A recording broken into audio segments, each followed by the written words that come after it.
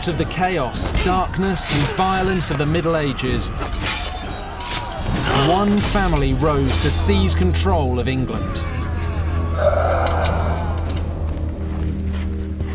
Generation after generation, they ruled the country for more than 300 years, ruthlessly crushing all competition to become the greatest English dynasty of all time. The Plantagenets. What I love about the Plantagenet story is that it's more shocking, more brutal, and more astonishing than anything you'll find in fiction. I want to show you the Plantagenets as I see them. Real, living, breathing people, driven by ambition, jealousy, hatred, and revenge. These kings murdered, betrayed, and tyrannized their way to spectacular success. For better and for worse, the Plantagenets forged England as a nation. This time,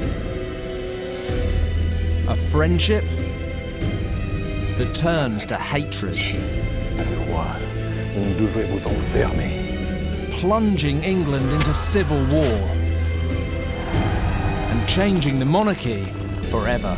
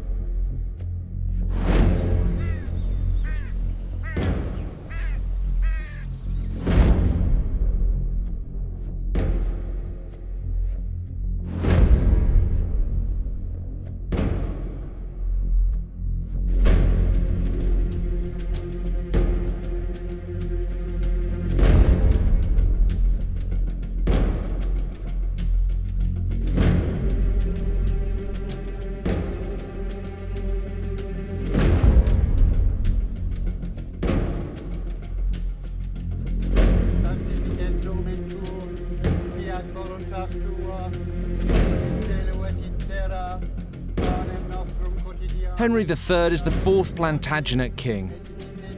His grandfather, Henry II, ruled over more of France than the French king. But thanks to the incompetence of Henry III's dad, King John, most of those lands are gone.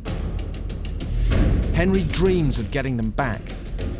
He's going to be a great Plantagenet king.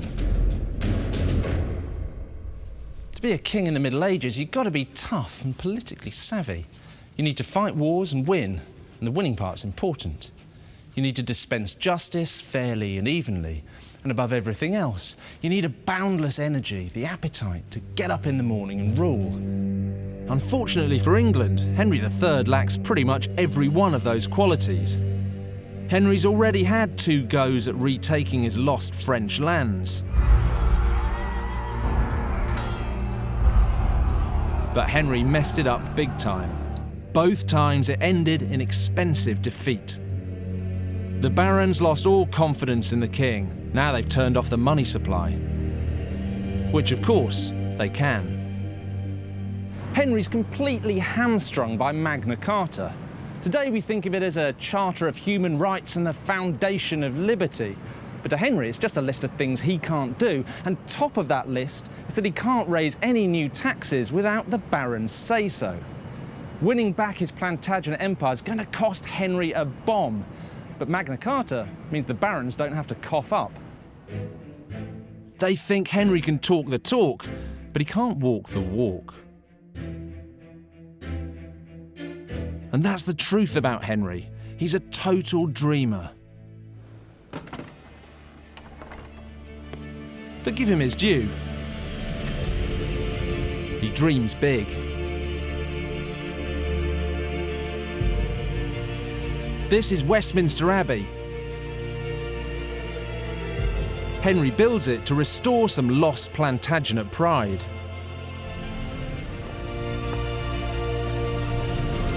You can imagine Henry wandering through this incredible building thinking, sends off all the right signals for a great king. But as far as the barons are concerned, that's exactly what he's not.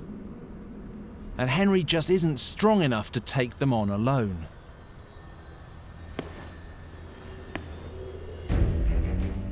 But in autumn 1230, a man turns up at court who changes the course of Henry's reign. A minor French knight with big ambitions, Simon de Montfort. De Montfort doesn't do anything by halves. He wears a hair shirt under his clothes 24/7. It rakes his skin, a perpetual reminder to stay focused on God.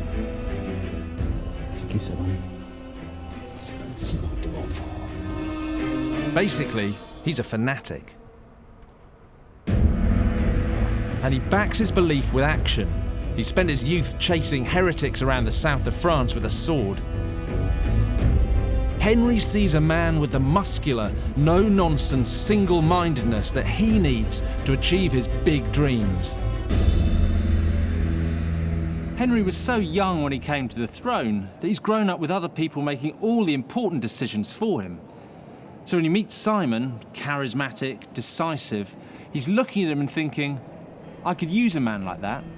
Sire, je suis honoré de pouvoir offrir mon obédience. Henry's drawn to de Montfort like a moth to a flame. Et pitié de nous tous. But it's not just one-sided, because Simon may be pious, but he's also very ambitious. And he's come to England looking for the lucrative title of Earl of Leicester, which he thinks belongs to his family. So he's looking at Henry and thinking exactly the same thing. I could use a man like that. Unsurprisingly, Henry and Simon quickly become best mates. Simon's soon on the King's Council, basically his right-hand man. He's even steward at the King's wedding. Simon de Montfort is on the way up.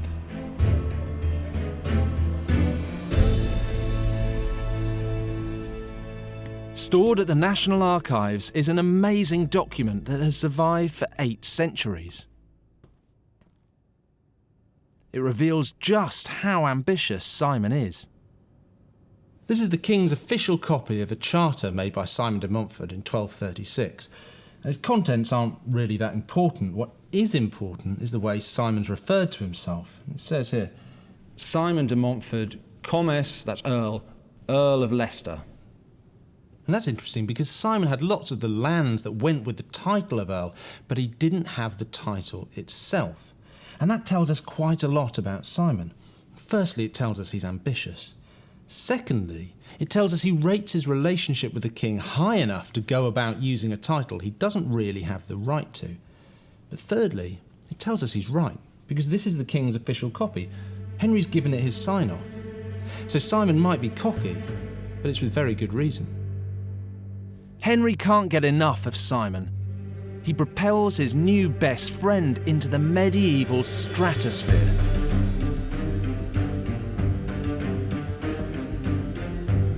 Simon marries Henry's sister Eleanor, the greatest catch in the kingdom.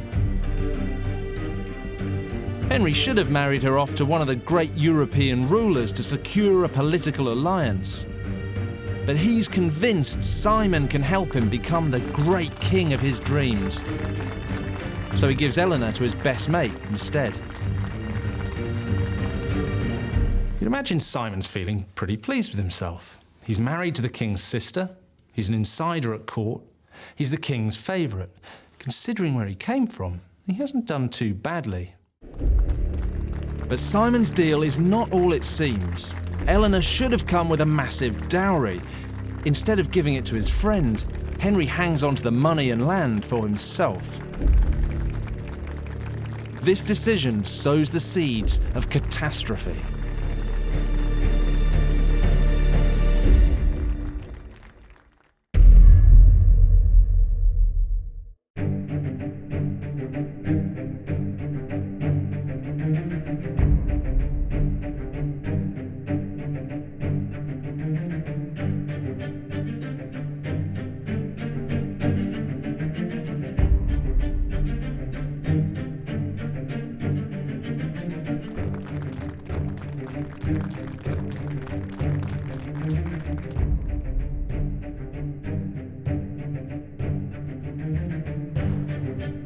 In 1239, Henry makes de Montfort Earl of Leicester. Simon's now the king's brother-in-law, his chief advisor, and an English baron. But at precisely this moment of triumph, Simon goes too far. He takes out a big fat loan using Henry as guarantor. As far as he's concerned, Henry owes him for his wife's dowry. So he doesn't ask Henry first. Big mistake. Qu'est-ce que c'est ça? Bonté sous mon nom? Mais sire. When Simon tries to play it down, Formalité. Vous ne devez pas vous inquiéter. Henry threatens to throw Simon and his own sister into the Tower of London. And he's not kidding. Quand vous me volez. For Henry, this is an outrageous liberty. Giving things to Simon, well, that's one thing, but he can't just stand around while Simon takes what he wants. Henry doesn't like it, but Simon has to go. Simon and Eleanor are forced to flee to France. It seems like the end of a beautiful friendship. But Henry's going to need Simon again sooner than he thinks.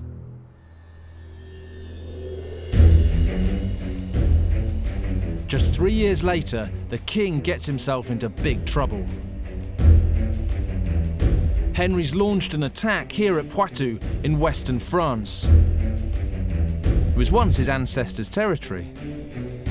Henry thought he could take it back, but he couldn't. Just like last time, the barons used Magna Carta to deny him the taxes he needed. But just like last time, Henry went ahead anyway.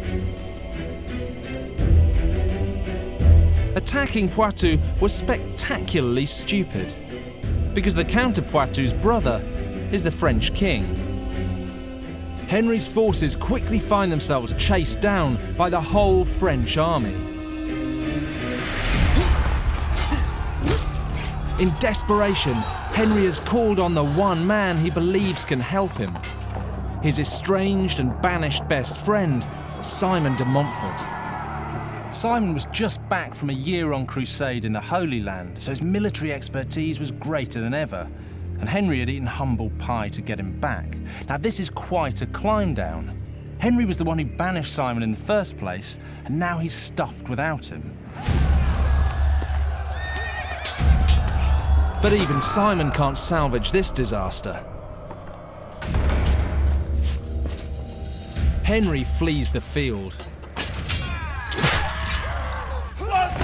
He leaves Simon fighting a desperate rearguard action with the king's men. They retreat towards the town of Saintes. Henry is cowering inside the town, and it's not just the French army that comes storming after him. Monseigneur, où vous vous cachez? Simon is not used to losing. Now it's his turn to explode at the king. Vous à genoux pour cela dont vous devriez lutter là. The king himself reported what Simon says. Je suis le roi! Ah oui, oui. Ah oui, vous êtes le roi. On devait vous enfermer, comme Charles Semblé. Now, Charles the Simple was a notoriously useless French king whose subjects put him in jail because he was such a bad general. Thinking about locking up your king is one thing, but actually saying it to his face is flirting with treason. But Henry can't call Simon on it. This is the king's third failure in France. There's now zero chance the English barons will support his ambitions. He desperately needs an ally in the aristocracy. And Simon is still the Earl of Leicester.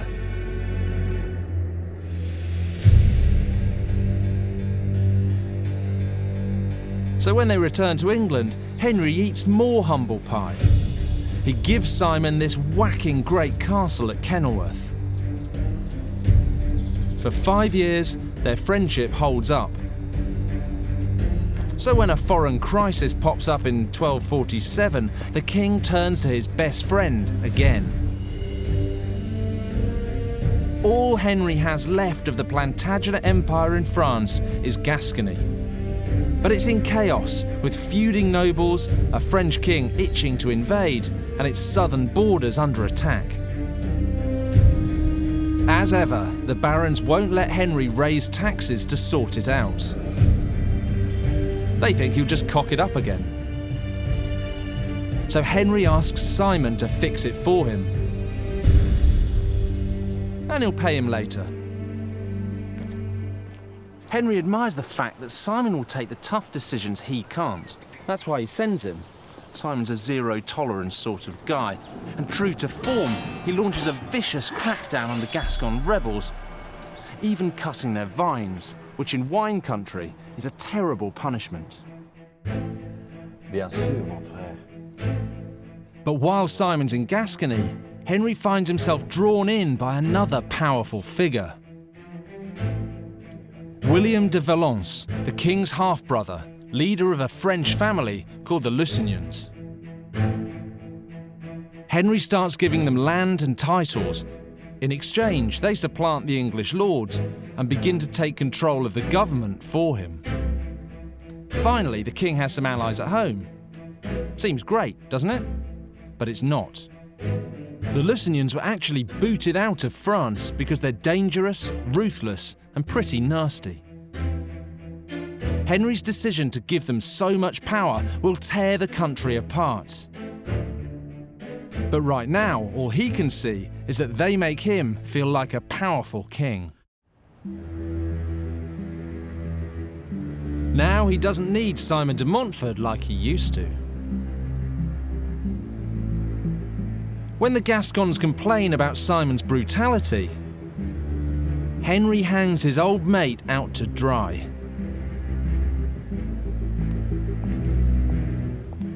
Even though de Montfort has run up huge debts doing the king's dirty work, Henry puts him on trial for his treatment of the Gascons. The trial takes place here, right in the shadow of Henry's greatest building project, Westminster Abbey. And it's held in what used to be the monks' dining room. You can still see part of the original wall.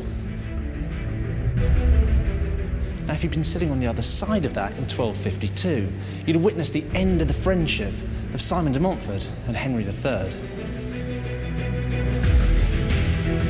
The case is held before the king and Simon's fellow barons. Simon is reeling that his friend has put him on trial. An all-out row kicks off between them. Mais qui pourrait croire que vous êtes même un chrétien? Êtes-vous jamais allé à la confession? Mais oui, bien sûr. Mais à quoi sert la confession sans la repentance et la rédemption? Sounds like Simon's having a dig at Henry's piety, but I think there's more to it than that. He certainly picked an analogy designed to hurt the king's feelings, but what he's really saying is, what's the point in confessing, admitting your mistakes, if you're going to do the same stupid things again afterwards? It's like, you're useless, you know you're useless, but you don't want to do anything about it. And that sounds like Simon's really overstepping the mark again, but he's about to give Henry a brutal lesson in kingship. Vous trouvez l'accusé coupable ou non coupable? Coupable. Simon has taken the political temperature in the room. The king hasn't.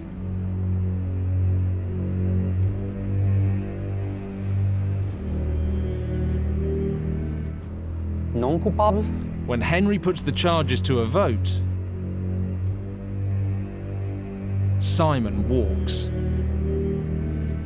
The other barons are as fed up with the king and his Lusignans as Simon is. J'ai maudit les jours où je vous laissais entrer en Angleterre. Henry and Simon now hate each other with a passion. And England will pay a terrible price.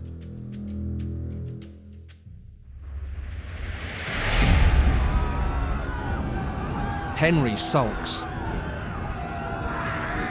And he lets the Lusignans off the leash.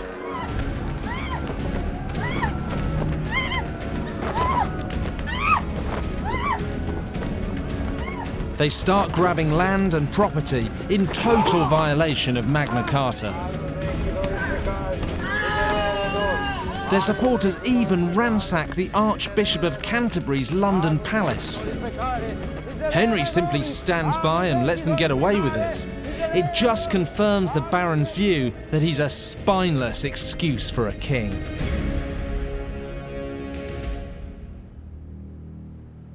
And then in 1256, Henry does something quite extraordinary. It's spelt out in an astonishing 700-year-old book here in the British Library. This is the chronicle of Matthew Paris, who was writing at the time of Henry III and had better access than anyone else to Henry and his court.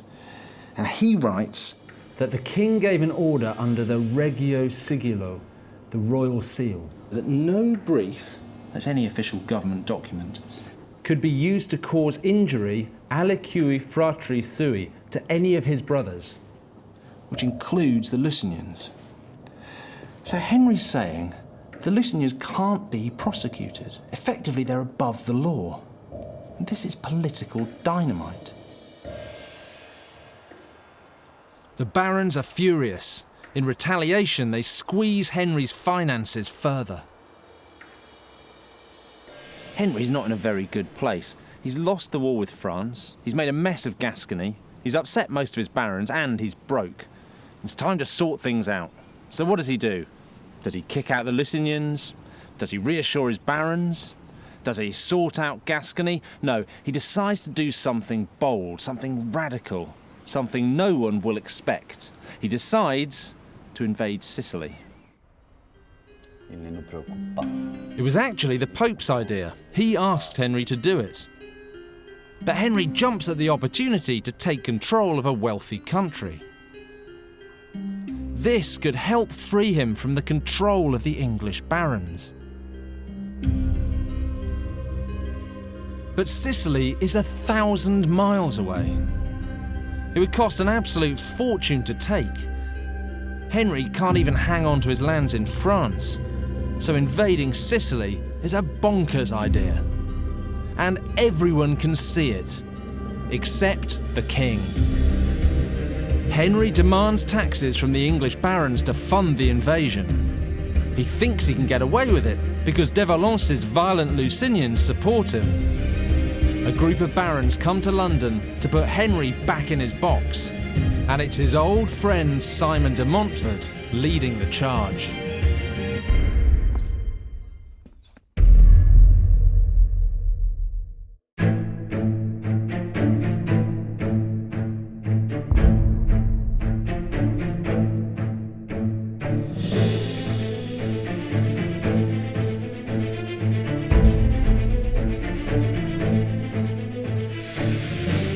La confession sans la repentance et la rédemption.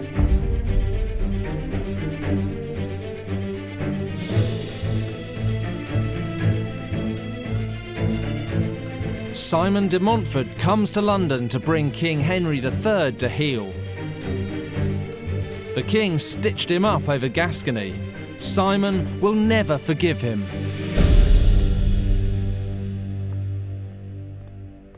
This is Westminster Hall, more than 900 years old. It's all that's left of the medieval palace. And it's here that Simon and the barons march up to meet Henry III. He's sitting up there on his throne, and he thinks they've come to give him money for his Sicilian invasion. But as soon as they arrive, he realises something's very wrong. Simon and the others might not have swords in their hands, but they're still done up in their battle armour. And Henry knows the tables are turned.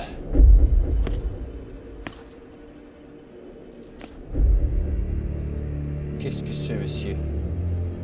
Suis-je, pauvre misérable, votre prisonnier? On ne veut pas vous Simon and his allies aren't here to take Henry captive. What they're demanding is almost worse. First, they want the Lusignans stripped of all their English property and kicked out of the country. Second, they want a permanent council of barons to manage the affairs of the king. Vous demandez trop. However they want to phrase it, the reality is they're taking over. This is a nightmare for Henry. Simon and his mates are saying, not only are we not going to help you with Sicily, but you're such a disaster. we're going to take away pretty much all your power. They come armed because they're telling Henry, we're stronger than you. And they are. Henry's forced to agree to all their demands just to get out of the room. Très bien, Montfort.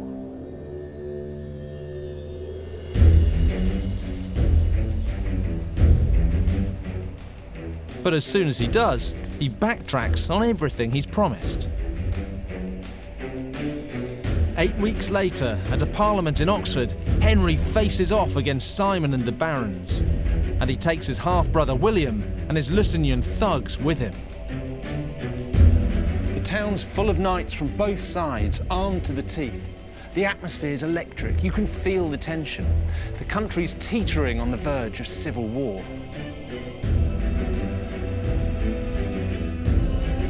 The hated Lusignans have no intention of giving up their castles and land. They think they can take on Simon de Montfort. The explosive meeting becomes known as the Mad Parliament. Simon directly threatens the king's half-brother. Make no mistake, you will either give up your castles or you will lose your head. Is he bluffing or is Simon serious? Well, frankly, I wouldn't put it past him. This isn't some soft, wealthy English baron. This is a hard man, a crusader, a guy who's used to spilling blood. The Lusignans are no match for de Montfort, and they know it. They flee for their lives. Henry's resistance collapses. He has to accept all the baron's demands.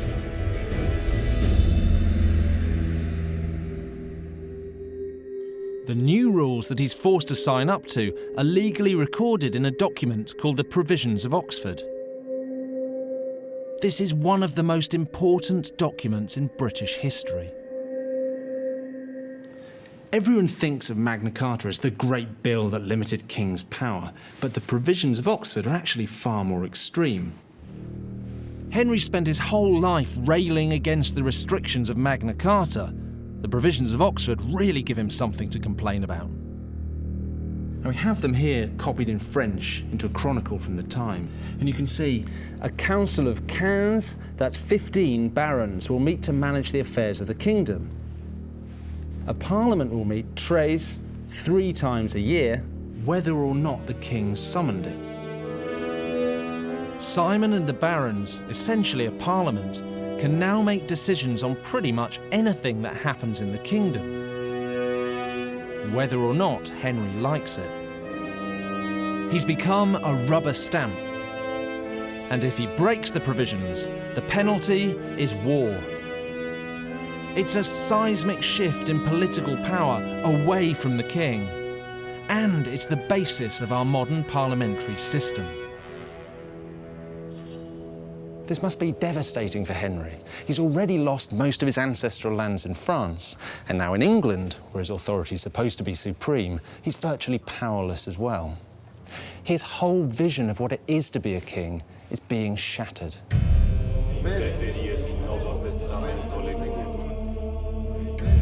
The barons demand that everyone swears an oath before God to abide by the provisions. Problem is, Henry and Simon's attitudes to the oath are poles apart. Everyone knows Plantagenet kings and their barons have a long history of breaking their oaths. But for Simon, once he's made a sacred oath with God, he's really boxed himself into a corner. Remember, this guy is a religious zealot.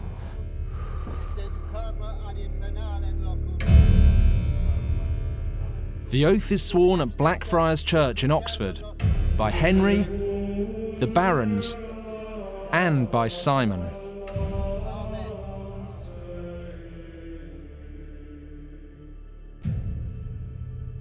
So after he makes the oath, he stays up half the night in prayer, he abstains from sex, and he's still wearing his hair shirt under his clothes. This is his treaty with God, and he's never going to break it. But he knows Henry will.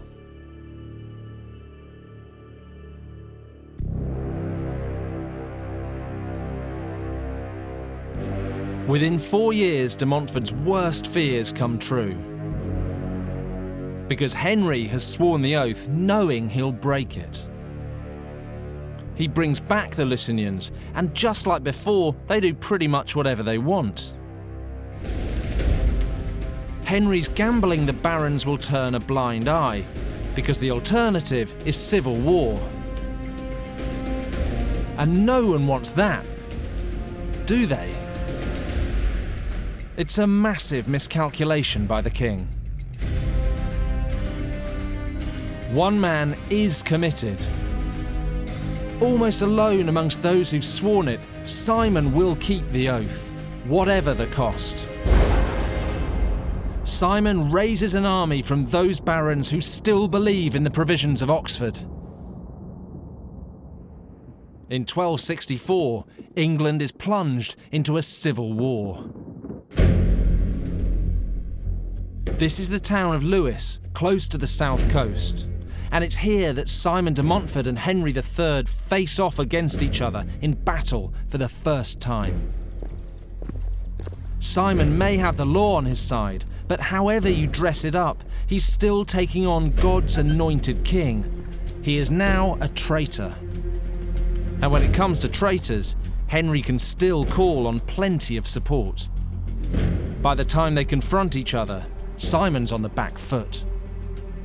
Simon's experienced enough to know that as he approaches the town of Lewes, here on the Sussex Downs, things don't look very good for him. He's injured with a broken leg. His army's massively outnumbered, 2 to 1, and Henry is holed up down there behind strong town walls. Simon knows the king will be feeling pretty confident, but then again, that's what he's banking on. He's planning to force the king into a winner-takes-all battle on his terms, by drawing the king out into the open. It's a massive gamble, but that's Simon all over. Under cover of darkness, Simon's army takes this ridge overlooking the town. Now he has the high ground.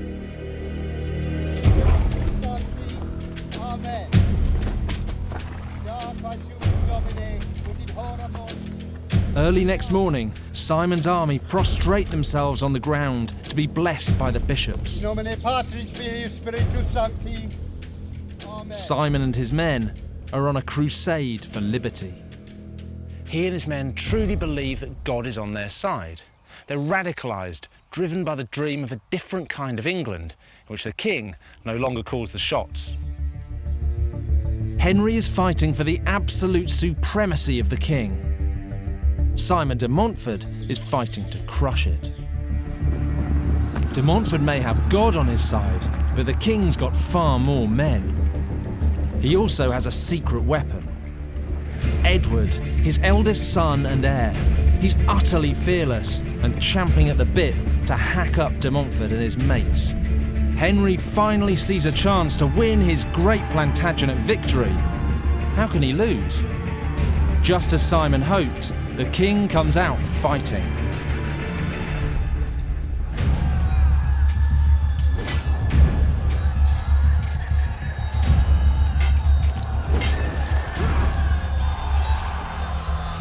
The battle's a complete disaster for the king. Henry's still a terrible general.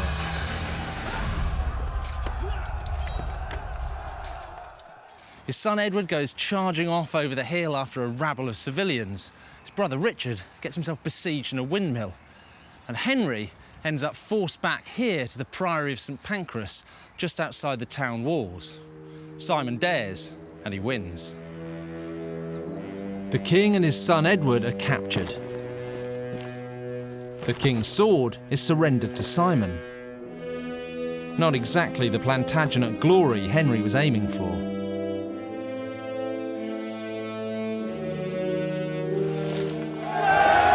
Simon de Montfort, once a minor French nobleman, now holds ultimate power in England. This is a revolution. Simon's taken an army to the field to seize the power of an anointed king. It's treason, and it's also an unforgivable betrayal of friendship. The king's dreams of glory have been crushed. But there is still one Plantagenet who could save the dynasty. And it's not Henry.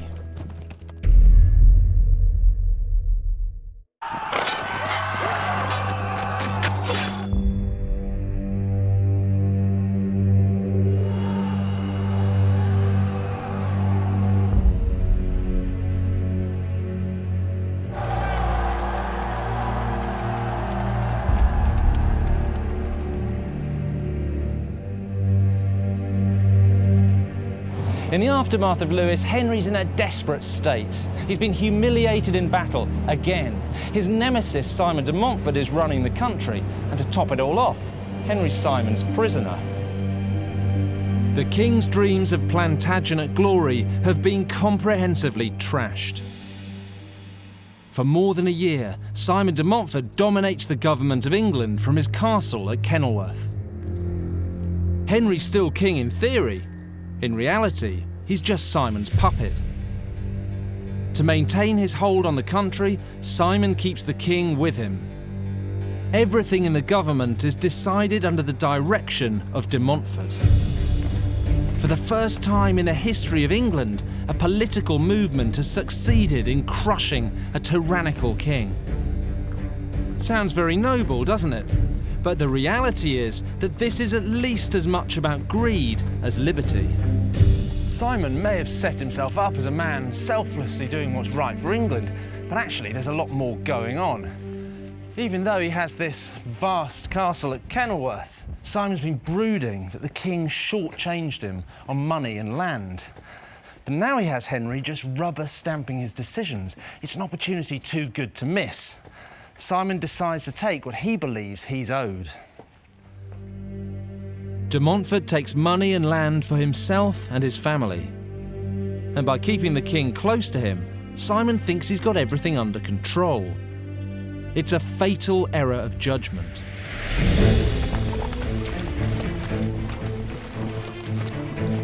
It's not Henry who threatens Simon's hold on England. The man he should be watching is the 25-year-old heir to the throne, Edward. But Simon's taken his eye off the ball and left the prince in Hereford under house arrest. With things going so well, Simon's relaxed the guard on Prince Edward. He even allows him out riding.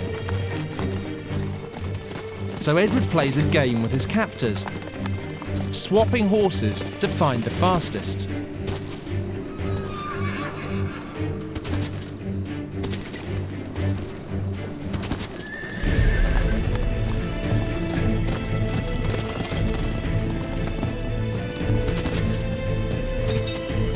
They think it's all great fun, until he finds the fastest horse.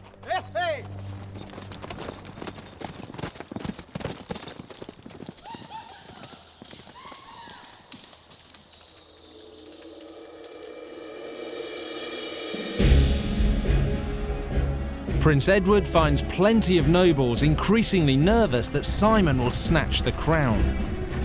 And that scares the barons more than Henry's abysmal reputation. Edward promises to let them keep the reforms, and that persuades many of them to defect back to the Plantagenet cause. The Plantagenet army is back on the march.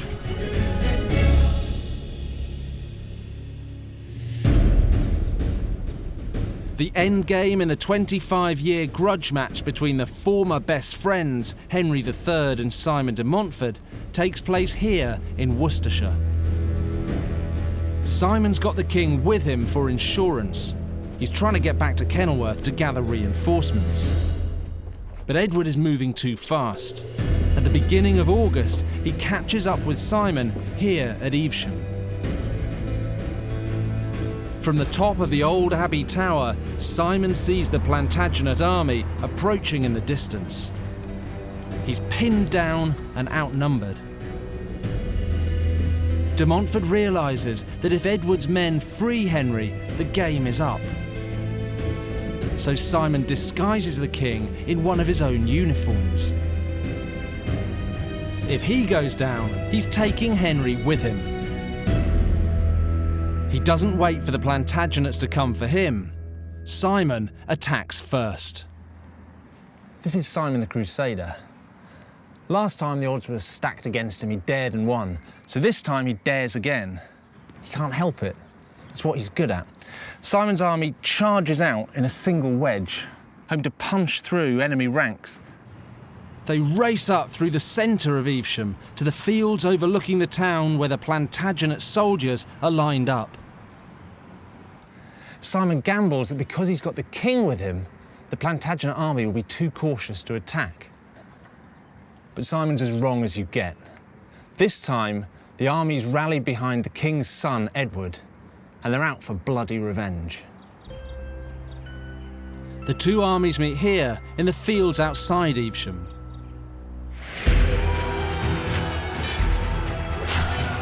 As the Plantagenet army piles in, the battle descends into an orgy of violence.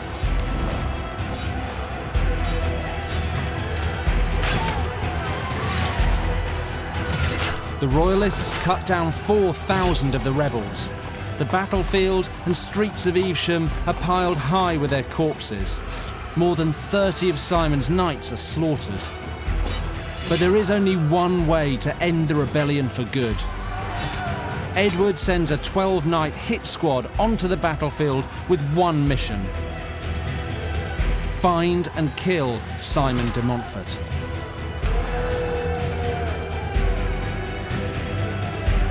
King Henry, still dressed as one of de Montfort's men, is almost taken out by his own hit squad.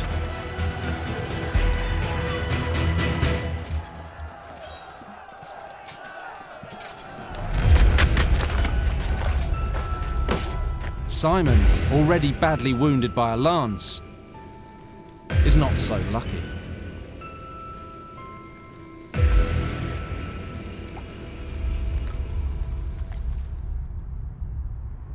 Simon's killed somewhere on these fields outside Evesham. And some of the chroniclers go so far as to call it murder. This might be a battlefield, but 12 knights ganging up against one is hardly playing by the rules.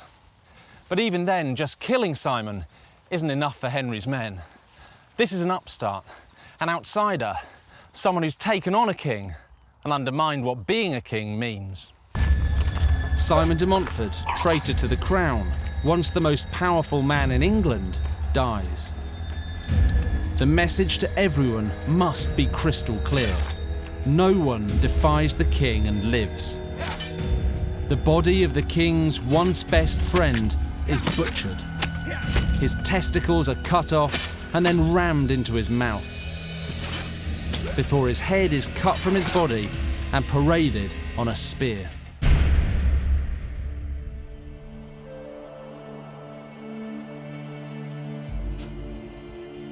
Henry finally has his moment of Plantagenet glory, but in truth, it's his son Edward who delivers it. Henry is just a bystander. But the price of victory over Simon is accepting the reforms that Simon was fighting for, because that's the deal Edward sealed to raise an army. Henry's won the battle, but he's lost the war. The king's dream of absolute power has died with Simon. Dismal as Henry's reign was, he still left behind him two of the greatest legacies of the whole Plantagenet dynasty, and they're both right here. Westminster Abbey, Henry's extraordinary palace to God, and over there, Parliament, seat of the democracy that still governs our country today. It was born not out of wisdom and smart politics, but out of the passion and fury of a brutal, bloody feud between two best friends. Next time, Edward II. His short-sighted obsessions plunged England into a nightmare of political violence, bloodlust, and most of all, revenge.